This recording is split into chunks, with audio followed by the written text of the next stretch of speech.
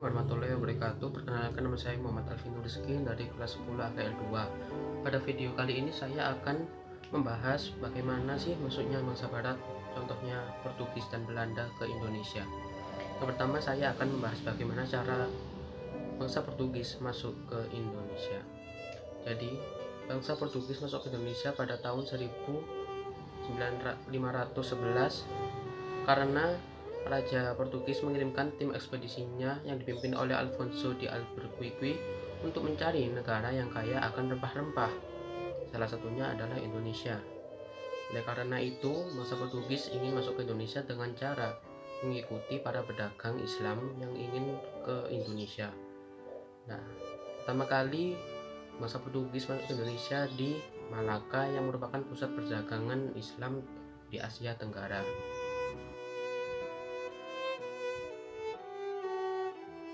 Yang berperan dalam masuknya bangsa Portugis ke Indonesia, yang pertama ada Bartolomeu Dias. Dia adalah seorang kepala ekspedisi Portugis yang memiliki tugas untuk mengelilingi ujung Afrika Selatan untuk mencari rute perdagangan menuju Asia. Yang kedua ada Vasco da Gama.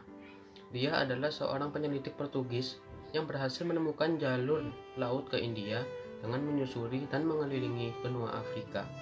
Dan yang terakhir ada Alfonso de Albuquerque, yang merupakan ekspedisi Portugis yang menemukan dan menguasai Malaka di Maluku sana, yang merupakan pusat perdagangan rempah-rempah di Asia Tenggara.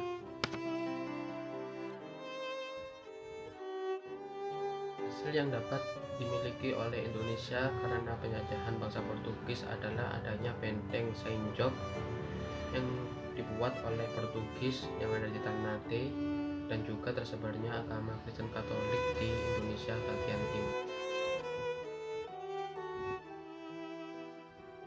Masyarakat Indonesia saat penjajahan bangsa Portugis adalah, awalnya masyarakat Indonesia menyambut baik kedatangan bangsa Portugis ke Indonesia, tapi kelamaan bangsa Portugis menampakkan sifat yang jeleknya, yaitu ingin merebut rempah-rempah dari Indonesia, sehingga masyarakat di Indonesia lama-kelamaan menjadi kesal dan benci kepada bangsa Portugis.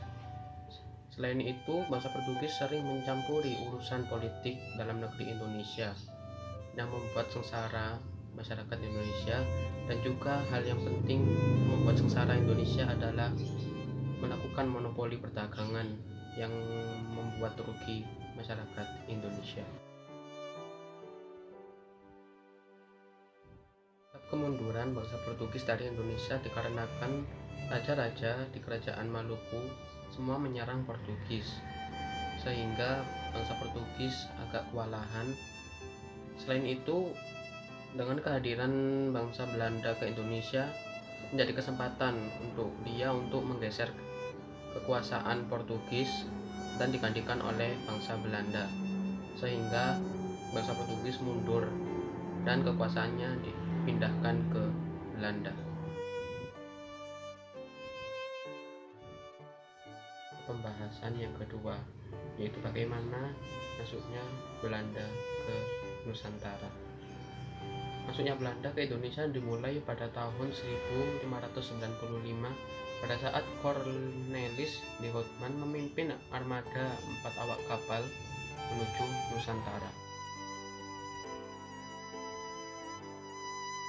Tokoh Belanda yang berperan dalam penjajahan di Indonesia. Yang pertama ada Pieter Both sebagai Gubernur Jenderal Hindia Belanda pertama.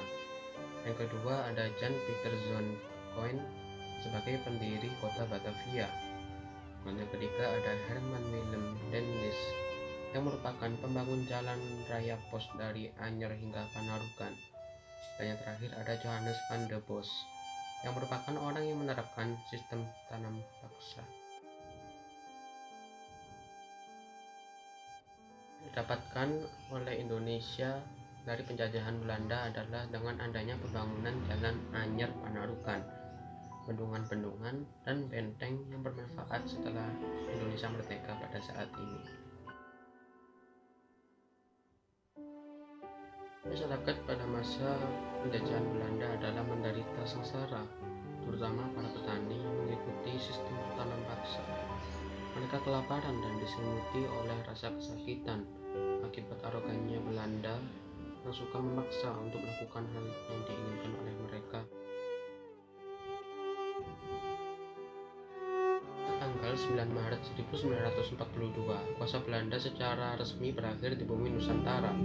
Alasan mengapa runtuhnya kekuasaan Belanda karena Belanda dianggap menindas dari atas ke bawah, karena dianggap tidak ada usaha sama sekali untuk membangun jembatan antara pemerintah dan rakyat Indonesia. Maka dari itu Belanda menyerahkan kepada Jepang yang berdalih bahwa Jepang ingin menaikkan atau mengembalikan martabat negara di Asia.